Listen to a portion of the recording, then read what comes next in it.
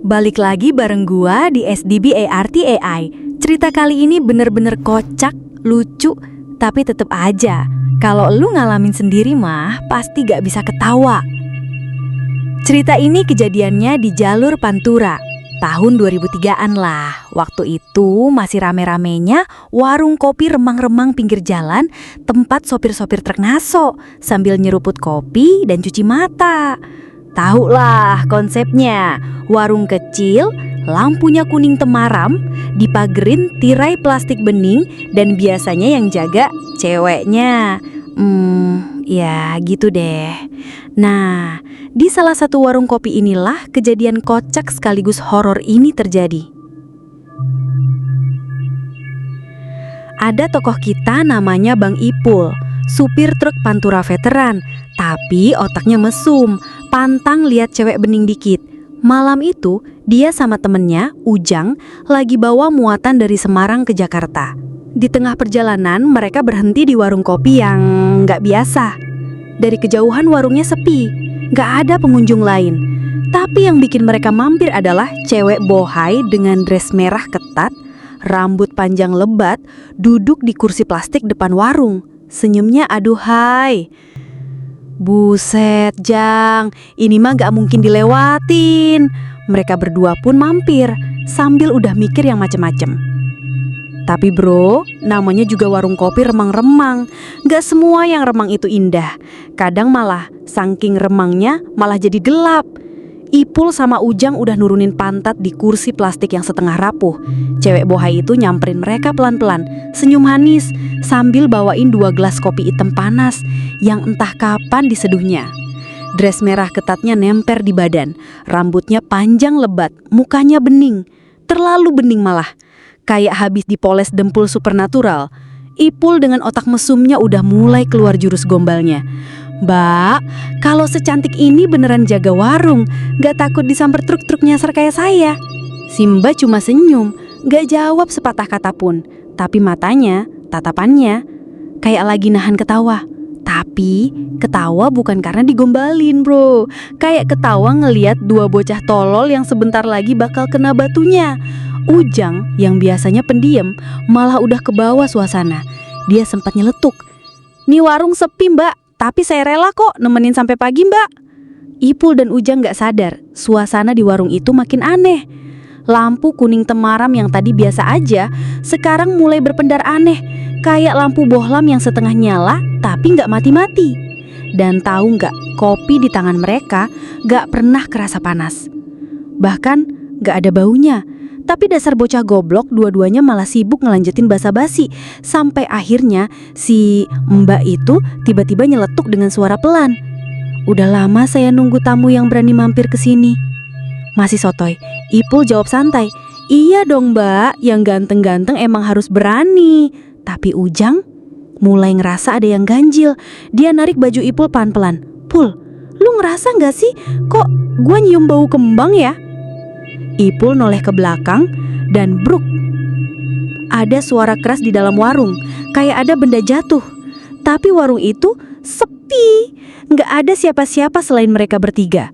Senyum si Mbak Bohai berubah, bukan senyum manis lagi, tapi senyum lebar yang pokoknya lebar banget, terlalu lebar buat ukuran manusia. Dan bau kembang berubah jadi bau bangkai. Malam itu bro, Ipul sama Ujang gak sempat mikir panjang. Gelas kopi ditinggal, kursi mental ke belakang. 2 bocah tolol itu lari bertirit-birit, nyaris tabrakan sama motor yang lewat tanpa sempat noleh lagi ke warung itu. Entah apa yang mereka lihat waktu itu. Yang jelas, perjalanan malam mereka berubah jadi cerita yang gak bakal mereka ceritain dengan bangga. Karena malam itu, baru mereka sadar, di jalur Pantura, warung kopi remang-remang kadang isinya bukan manusia. Malam itu pos ronda seperti biasa, cuma diramein sama Cecep, Ajat, Samsul, Wahyu dan Tony sambil main remi. Tiba-tiba muncullah Pak RW Ahmad, bawa kabar yang bikin 3 bocah ini langsung melek.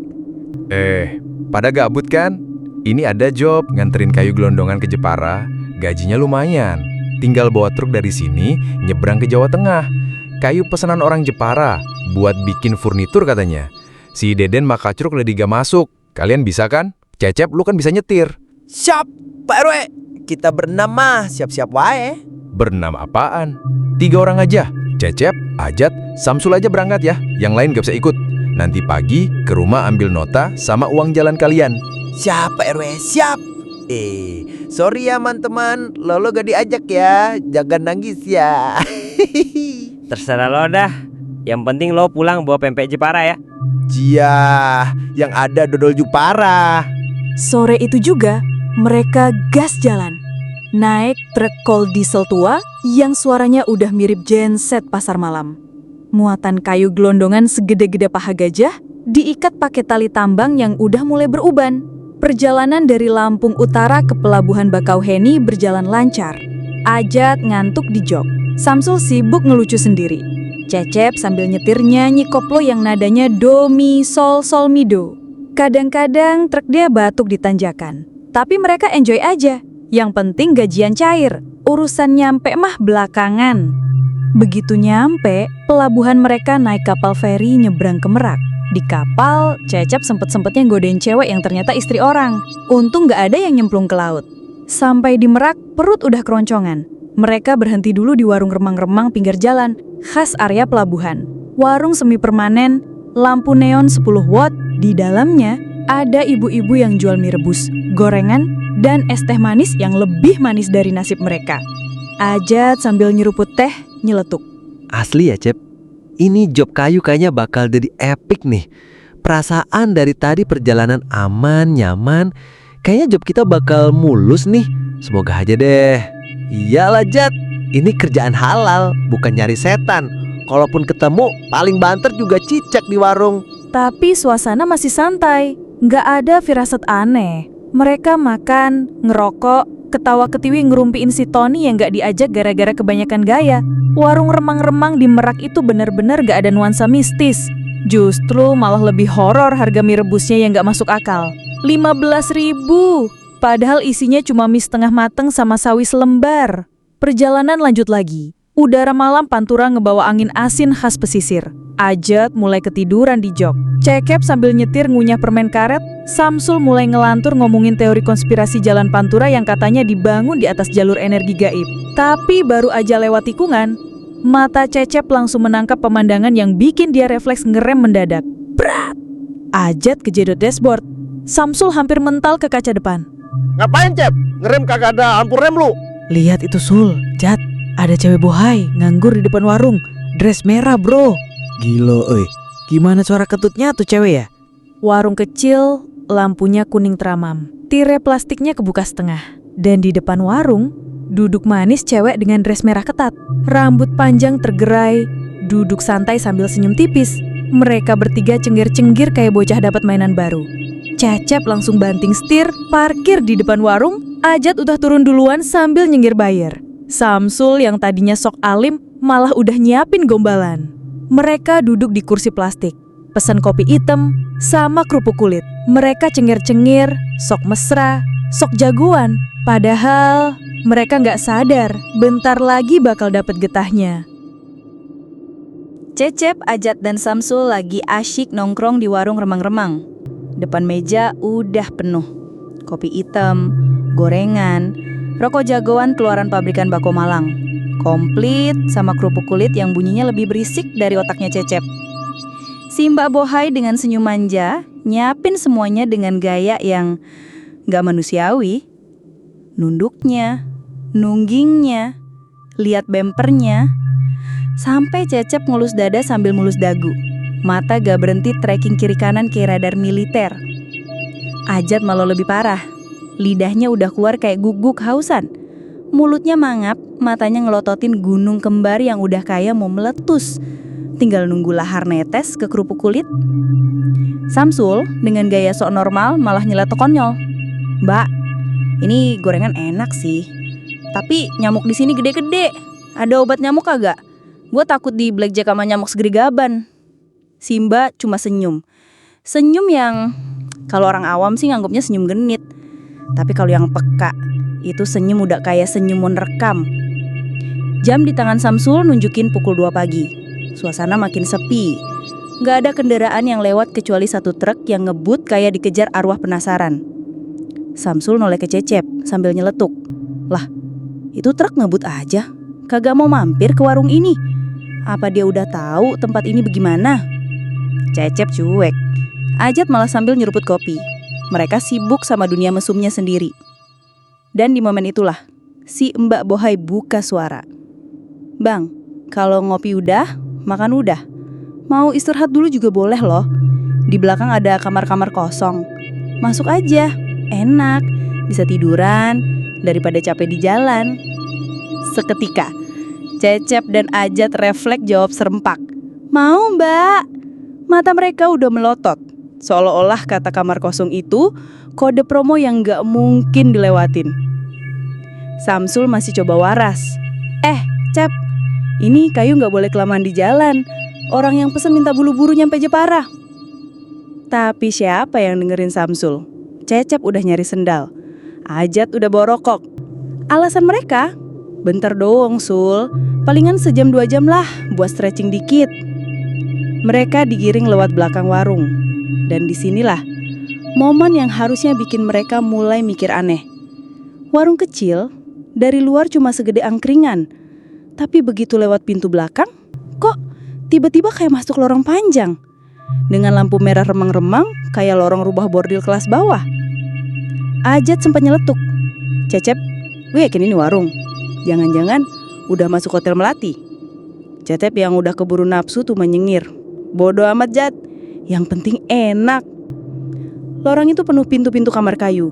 Dan di depan setiap kamar berdiri cewek-cewek bening. Dandanannya aduhai. Kayak lagi ngantri jatah bansos beras. Mbak Bohai simpunya warung nambah racun di kuping mereka. Mas, kalau mau pijet dulu juga boleh. Itu udah ada mbak-mbaknya. Pijetannya enak. Dijamin otot keras bisa jadi lembek. Haduh. Cecep dan Ajat angguk-angguk terus. Mereka udah gak dengar apapun kecuali suara otah mesu mereka sendiri. Samsul doang yang masih jual mahal. Mukanya udah mulai gak enak, tapi dia masih coba santai. Padahal hatinya udah mulai teriak, ini kagak bener nih tempat. Tapi ya begitulah. Malam itu Cecep dan Ajat udah masuk kandang Bohai. Samsul belum, tapi otaknya mulai diserang logika dan ngantuk. Mereka belum tahu, di balik lorong itu ada sesuatu yang jauh dari kata nikmat. Dan babak baru bakal dimulai. Lorong di belakang warung itu bikin Cecep dan Ajat ngerasa masuk ke dunia lain. Lampu merah redup, tirai plastik nambang kayak disapu angin entah dari mana. Samsul yang jalan paling belakang dari tadi udah ngerasa ada yang ganjil. Cep, Jat, ini warung apa lorong penjara sih? Kok kagak nyampe-nyampe? Tapi ya, namanya juga otak dua orang itu udah kepalang mesum. Gak ada lagi yang masuk ke kepala selain bayangan surga dunia. Di sepanjang lorong, cewek-cewek Bohai berdiri nunggu di depan kamar. Dandanannya, dress ketat, dada kebuka, make up tebel. Tapi kalau diperhatiin, mukanya kayak kehalusan. Mulus, tapi terlalu mulus, kayak topeng plastik. Ajat yang biasanya takut setan malah udah megang dompet, siap keluarin uang saku ronda buat bayar jasa pijet. Cecep udah jalan duluan, ngebayangin ending yang macem-macem. Samsul, dia mulai ngerasa kok lorong ini gak ada ujung-ujungnya. Ini warung ukuran berapa meter sih Jang? Dari tadi kok muter-muter doang? Ajat noleh sambil ngeledek. Udahlah Sul, otak lu jangan mikir mulu. Nikmatin aja, biasa juga warung kecil isinya banyak kamar. Tapi ya, makin jalan ke dalam, tirai plastik mulai sobek-sobek, dinding kayunya ngeropos, dan suara angin yang tadi adem sekarang mulai dingin. Dingin yang nusuk ke tulang. Cewek-cewek di depan kamar dari tadi senyum, tapi senyumnya gak berubah, tetap lebar, tetap mempel, kayak patung lilin yang lagi disuruh pura-pura manis. Samsul makin waspada. Dia mulai sadar bayangan kaki mereka di lantai kok cuma 2, padahal mereka bertiga. Cecep masih sibuk ngelirik ke kamar nomor 5. Ajat udah megang handle pintu kamar nomor 6. Mereka kagak nyadar kalau di cermin dinding lorong itu muka mereka bertiga kayak burem. Tapi muka cewek-cewek itu malah jelas banget. Jelas tapi mukanya sama semua. Samsul ngerem tangannya Cecep dan Ajat. Bro, lu pada sadar nggak? Ini warung dari luar cuma segede garasi motor, tapi ini lorong kagak abis-abis. Cewek-ceweknya banyak, mukanya kok semua mirip kayak di fotokopi. Cecep masih ngeyel. Lu mah parnoan, Sul. Udahlah, gue duluan nih. Capek gue, butuh pijet-pijet aso ini. Cecep buka satu pintu kamar. Ajat ikutan buka yang sebelahnya. Tapi aneh bro, begitu pintu kamar kebuka, isi kamar itu cuma tembok kosong. Nggak ada kasur, nggak ada meja, cuma dinding kusem dan angin dingin yang keluar dari situ kayak AC kuburan. Ajat bongong. Cecep baru mulai ngerasa aneh. Tapi tiba-tiba si Mbak Bohai yang dari tadi diam nongol lagi di ujung lorong sambil manggil pelan. Mas, ayo masuk, gak usah takut, kita main sampai pagi. Senyumnya makin lebar, bibirnya makin panjang ke pipi kayak resleting kebuka. Samsul langsung ngegas narik kerah baju Cecep dan Ajat. Bro, lu pada sadar gak? Ini warung dari luar cuma segede garasi motor, tapi ini lorong kagak abis-abis. Cewek-ceweknya banyak, mukanya kok semua mirip kayak di fotokopi. Cecep masih ngeyel. Lu mah parnoan, Sul. Udahlah, gue duluan nih. Capek gue, butuh pijet-pijet aso ini. Cecep buka satu pintu kamar. Ajat ikutan buka yang sebelahnya. Tapi aneh bro, begitu pintu kamar kebuka, isi kamar itu cuma tembok kosong. Nggak ada kasur, nggak ada meja, cuma dinding kusam dan angin dingin yang keluar dari situ kayak AC kuburan. Ajat bongong. Cecep baru mulai ngerasa aneh. Tapi tiba-tiba si Mbak Boha yang dari tadi diem nongol lagi di ujung lorong sambil manggil pelan.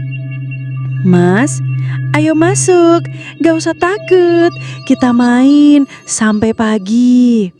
Senyumnya makin lebar, bibirnya makin panjang ke pipi kayak resleting kebuka. Samsun langsung ngegas narik kerah baju Cecep dan Ajat. Udah koplak, kita kabur sekarang. Mereka berlari, tapi anehnya lorong itu gak ada ujung-ujungnya. Mereka berlari di tempat, kayak masuk treadmill gaib. Suara tawa cewek-cewek itu mulai berubah. Nadanya pelan, creepy, kayak suara kaset rusak diputer balik. Cecep, Ajat, Samsul mulai panik. Baru sadar kalau mereka udah dijebak di dimensi lain. Dan momen inilah awal dari teror malam itu yang bakal bikin mereka kapok ngopi di warung remang-remang. Cecep, Ajat, dan Samsul makin panik. Mereka udah lari sekenceng-kencengnya. Tapi anehnya, lorong itu muter di tempat, kayak jalan di atas treadmill setan. Cewek-cewek yang tadi diem di depan kamar sekarang udah ngerubungin mereka. Senyumnya makin lebar, mata mereka kosong, dan kaki mereka gak nyentuh lantai. Ajat mulai gemeter. Cecep yang dari tadi sotoy mulai komat-kamit baca doa yang dia sendiri kagak apal. Samsul yang dari awal udah curiga langsung refleks lempar kursi plastik ke arah si Mbak Boha yang dari tadi ngikutin dari belakang. Pamit Mbak, kita salah warung nih. Tapi kursi itu nembus, kayak dilempar ke hologram. Mbak Boha itu sekarang jalan pelan, tapi lantai lorong kayak ketarik, bikin mereka bertiga otomatis mundur ke belakang menuju pintu kamar yang tadi kosong. Dan di momen ini, si Mbah Bohai ngeluarin wujud aslinya. Dress merahnya masih nempel, tapi kulit wajahnya mulai sobek dari bibir sampai telinga, muncul taring panjang dan matanya keluar darah hitam kental. Mas, kemana sih? Kok pergi? Sini, aku pijit batangnya, Mas. Ajat saking paniknya malah nyeletuk. Batang apaan nih? Batang leher. Cecep udah setengah nangis. Sul, beneran nih, kita kena kuntilanak. Samsul udah mikir keras. Mereka harus cari cara kabur. Dan di situ dia baru sadar. Kunci mereka cuma satu, lari mundur. Cecep, Ajat, jangan lari maju, kita lari mundur. Jalan balik. Mereka bertiga putar arah, lari mundur sekuat tenaga. Tapi di belakang lorong, cewek-cewek topeng lilin itu udah ngerubungin, ngacungin tangan. Jemari mereka berubah jadi kuku-kuku panjang tajam. Samsul refleks ngeluarin korek gas. Dia bakar tirai plastik yang ada di dinding lorong. Siapa takut lu, Mbak? Api langsung nyamber dan tiba-tiba suasana gelap. Semua kayak disedot masuk ke dalam ruang hampa. Mereka bertiga jatuh tersungkur, napas ngos-ngosan. Dan pas mereka buka mata, mereka udah di depan warung kecil itu lagi. Tapi warungnya sekarang udah jadi puing bekas kebakaran. Gak ada tanda-tanda warung remang-remang kayak tadi. Cecep, Ajat, dan Samsul saling pandang. Badan mereka lemes, baju penuh debu, bau asap gosong. Tapi truk col diesel mereka masih utuh parkir di pinggir jalan. Ajat yang setengah syok nyeletuk. Sul, tadi kita ngopi di mana sih sebenarnya? Cecep sambil gemeteran. Gua udah kapok gua bro. Gua ngopi mah di warteg depan pos ronda aja, udah cukup. Samsul yang masih ngos-ngosan cuma bisa ngelus dada. Gua udah bilang, warung tadi itu mencurigakan bro. Masa gak punya obat nyamuk? Kan aneh. Mereka bertiga buru-buru masuk truk tanpa ngomong sepatah kata pun. Gaspol keluar jalur Pantura. Gak peduli kayu gelondongan mau jatuh juga bodo amat. Dan malam itu mereka resmi kapok mampir di warung kopi remang-remang. Apalagi ada Mbak Bohainya. Akhirnya, Cecep, Ajat, Samsul sukses keluar dari jebakan setan di jalur Pantura. Mereka nggak berani lihat spion. Takut ada si Mbak Bohai duduk di bak truk ngelambai-lambai. Sepanjang jalan, nggak ada satupun dari mereka yang ngomong. Biasanya Cecep paling bawel, Ajat paling hobi ngelucu.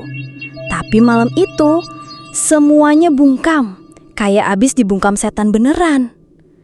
Begitu udah masuk area yang rame, baru deh Cecep nyeletuk pelan. Sul, Jat, kita kalau dapet job lagi, tolong jangan mampir warung aneh-aneh ya. Gue udah trauma. Ajat ngangguk. Asli, gue kira ini Pantura isinya cuma supir sama warung biasa. Ternyata isinya juga setan yang lebih mesum. Samsul yang dari awal udah curiga, akhirnya ngeluarin wejangan bijak ala ronda malam. Dengerin ya Jang, di jalanan tuh bukan cuma manusia yang cari makan. Kadang ada makhluk lain yang juga dagang. Dagang tipu muslihat, dagang ilusi, supaya manusia ketarik masuk ke dunianya. Warung kopi, tempat mangkal, angkringan, kalau auranya udah aneh, jangan lu lawan nafsu. Biarin aja lu lapar, yang penting lu selamat. Nafsu itu godaan, dan setan paling pinter nunggu di momen-momen kayak gitu. Yang bikin celaka tuh bukan setannya, tapi kebodohan manusia yang kepancing sendiri. Cecep sama Ajat cuma bisa angguk-angguk, muka mereka pucet, tapi masih sempet-sempetnya Ajat nyeletuk. Pokoknya abis ini gua kapok, gua ngopi mah di warung Bu LT aja. Biarpun gorengan keras kayak batu bata, yang penting gak ada kuntinya. Truk cold diesel mereka akhirnya melaju pelan, masuk ke area resmi yang isinya supir-supir beneran, bukan hantu berseragam bohai. Dan cerita ini jadi pelajaran buat kita semua. Jangan pernah ngelawan nafsu pas lagi di jalan. Kadang hal yang kelihatannya nikmat justru bisa jadi pintu masuk ke dunia yang gak bisa lu bayangin. Warung kopi itu emang tempat ngaso, tapi kalau niat lu udah belok, jangan salahin kalau setan yang nyambut lu duluan. Apalagi kalau remang-remang, yang gelap bukan cuma lampunya, tapi juga hati lu sendiri. SDBARTII undur diri, bye-bye.